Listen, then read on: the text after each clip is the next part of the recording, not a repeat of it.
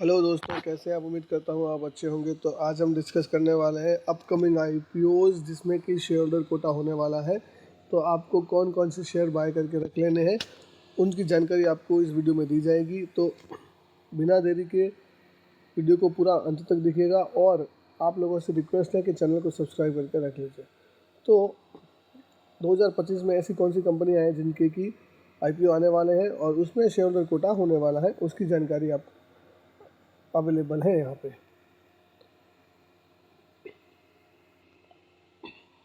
देखिए, HDB financial services का जो है आईपीओ आने वाला है। उसमें अगर आपको शेयर होल्डर कोटा में पार्टिसिपेट करना है तो आपको HDFC बैंक का एक शेयर बाय करके रखना पड़ेगा। आप यहाँ देख सकते हैं कि HDB फाइनेंशियल सर्विस का DRHP फाइल्ड हो चुका है।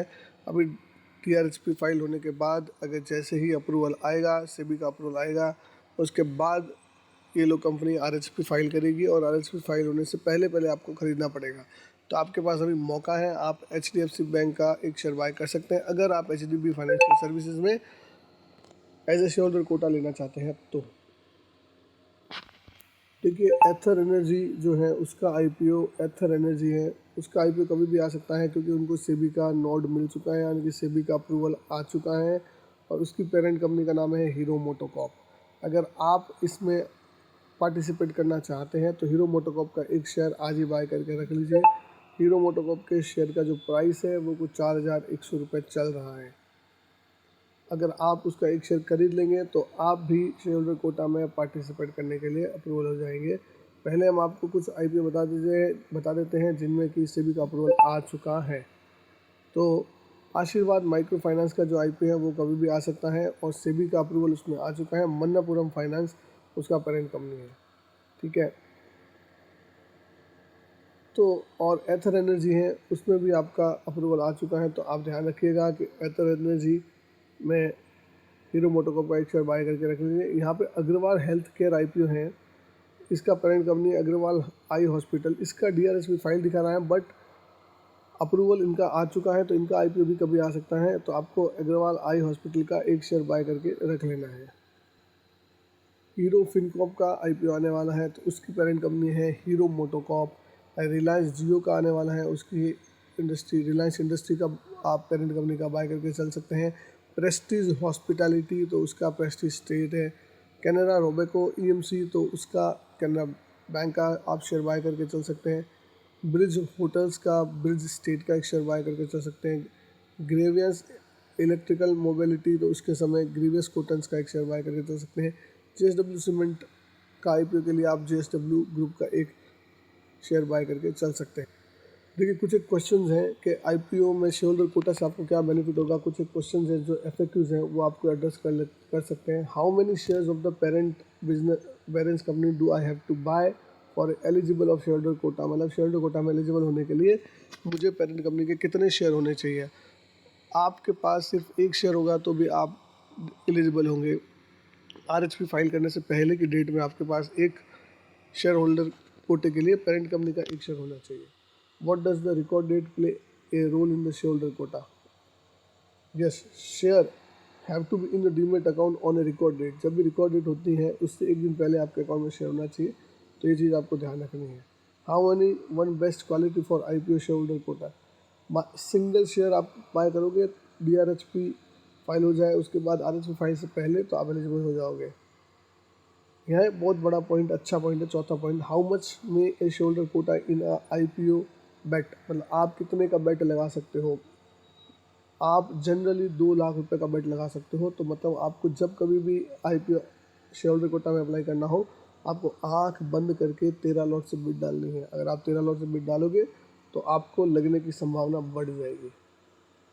Are bid accepted at the cut-off price of the shareholder quota investment? Yes, the cut-off price is for bidder in the shareholder.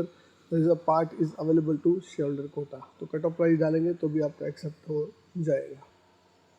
आप यहाँ देख सकते हैं कि पिछले साल में टॉप 5 शेयरहोल्डर कोटा के जो IPO लिस्ट हुए हैं उसमें से कितना रिटर्न आया। देखो, BLS ई सर्विसेज का अगर आपने शेयरहोल्डर कोटा में अप्लाई किया होता तो आपको 171% का प्रॉफिट था। टाटा टेक्नोलॉजी में बहुत लोगों ने शेयरहोल्डर कोटा में अप्लाई करके शेयर लिए हैं, उसमें 162% का गेन हुआ है। बजाज हाउसिंग फाइनेंस में 135%, HDFC में 65%, उज्जीवन स्मॉल फाइनेंस बैंक में 51% और एरोफ्लेक्स इंडस्ट्री में 51% का प्रॉफिट हुआ है। तो एवरेज शेयर होल्डर कोटा में अप्लाई करने का जो बेनिफिट है वो यहाँ पे आप देख सकते हैं कितना हुआ है। अगर आप शेयर होल्डर कोटा में अप्लाई करेंगे तो आपको डेफिनेटली अलर्ट में आने के चांसेस बढ़ जाएंगे। अभी बहुत सारे लोगों का क्वेश्चन होता है कि शेयर होल्डर कोटा क्या होता है। तो एक बार समझ लीजिए, देखो जनरली 3 कोटे होते हैं। पहला होता है रिटेल का, दूसरा होता है एनआईआई का। रिटेल का 35% का कोटा है, एनआईआई का 15% का, और क्यूआईबी का 50 to 75% का कोटा है होता है अकॉर्डिंगली। जैसे कि अगर रिटेल में कम होगा तो यहाँ पे बढ़ जाएगा। तो इस तरीके से 3 कोटे जनरली होते हैं। अब क्वेश्चन आता है कि शेयर होल्डर कोटा क्या होता है। तो इन सब कैटेगरी के अलावा एक और कैटेगरी होती है, उसको शेयर होल्डर कोटा बोलते हैं। जब भी किसी सब्सिडरी कंपनी, कोई पेरेंट कंपनी है, उसकी सब्सिडरी कंपनी का आईपीओ आता है, तो जनरली क्या होता है कि वो एग्जिस्टिंग शेयर होल्डर्स को बेनिफिट देने के लिए 5% से लेकर 15% का कोटा इनके लिए रखा जाता है। जनरली ये कोटा 10% होता है शेयर होल्डर्स के लिए। ठीक है, तो आप इमेजिन कीजिए कि this quota is a beneficial for both the party. मतलब आपको क्या होगा, रिटेल में भी अप्लाई कर पाएंगे और शेयर होल्डर कोटा में अप्लाई कर पाएंगे। आपको 2 तरीके से अलॉटमेंट लाने के चांसेस बढ़ जाएंगे। तो आपको डेफिनेटली इस कोटा में अप्लाई करना ही है, और शेयर होल्डर कोटा में अप्लाई करने से आपको अलॉटमेंट के चांसेस बढ़ जाएंगे।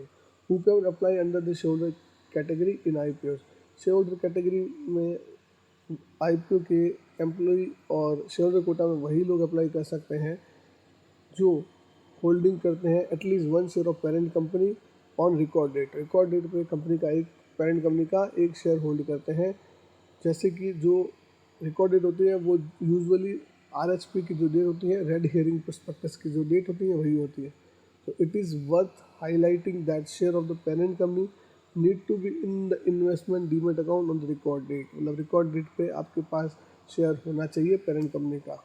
तो ये चीज़ आपको ध्यान रखनी है और उसके अकॉर्डिंगली आपको अपने डीमेट अकाउंट में शेयर बाय करके रख लेने हैं। Maximum share that can be applied under share holder quota. Maximum जो आप अप्लाई कर सकते हैं वो 13 लॉट से अप्लाई कर सकते हैं, जिसकी वैल्यू 2 लाख से कम होनी चाहिए। तो आपको ये ध्यान रखना है कि 2 लाख से कम की आपको शेयर होल्डर कोटा में अप्लाई करनी है और 13 लॉट से अप्लाई करनी है, जिससे आपको की प्रोपोर्शनेट अलॉटमेंट होता है इसमें, इसलिए आपको अलॉटमेंट आने की संभावना बच जाती है। तो आप देखिए शेयर होल्डर कोटा में अप्लाई कर सकते हैं और रिटेल में भी अप्लाई कर सकते हैं। तो 2 चांस यहाँ बन गए आपको अलॉटमेंट आने के।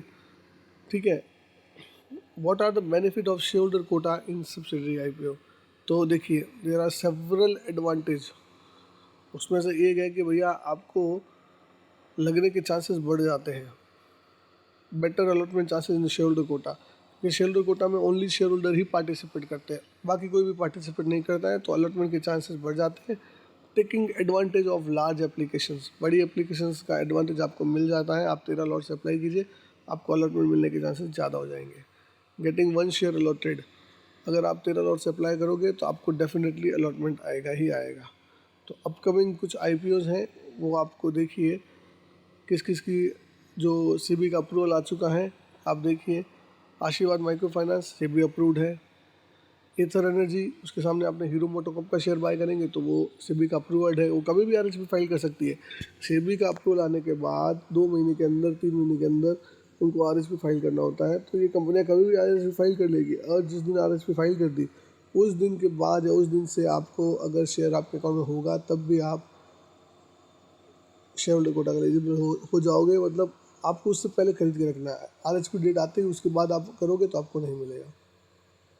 डॉक्टर अग्रवाल हेल्थ केयर, उसका भी सेबी अप्रूव आ चुका है, तो आपका डॉक्टर अग्रवाल आई हॉस्पिटल का एक शेयर बाय करके रखना है। बाकी आप देखो हीरो फिनकॉप का भी डीआरएचपी फाइल हुआ है, एचडीबी फाइनेंशियल का भी डीआरएचपी फाइल हुआ है, अभी सेबी अप्रूवल आना बाकी है। ग्रेवियस इलेक्ट्रॉन मोबिलिटी का डीआरएचपी फाइल हो गया है, उसका भी आना बाकी है। क्रेडिला का डीआरएचपी फाइल हो चुका है। रिलायंस रिटेल का हो चुका है। टाटा पैसेंजर इलेक्ट्रो मोबिलिटी का हो चुका है। रिलायंस जियो का हो चुका है। कैनरा रिबेको एएमसी का हो चुका है। एलआईसी म्यूचुअल फंड का हो चुका है। तो इतनी कंपनियां हैं जिन्होंने अपना आरएचपी फाइल कर डीआरएचपी फाइल किया है, लेकिन अभी तक उनका अप्रूवल नहीं आया है। और जो अप्रूवल आ चुके हैं वो लिस्ट हमने आपके साथ शेयर कर दी है। उनमें से पहला नाम है आशीर्वाद माइक्रो फाइनेंस, दूसरा है Ather energy, doctor Agarwal health care. ये सब ऐसे आईपीओ जिनका सेबी का अप्रूवल आ चुका है और ये कभी भी अपना आईपीओ लेके आ सकते हैं। ठीक है, तो दोस्तों आज ही शेयर बाय करके रख लीजिए अपने डीमेट अकाउंट में और शेयर होल्डर कोटा का लाभ उठाएं। इस तरीके की जानकारी के लिए चैनल को सब्सक्राइब करें और वीडियो को लाइक करें।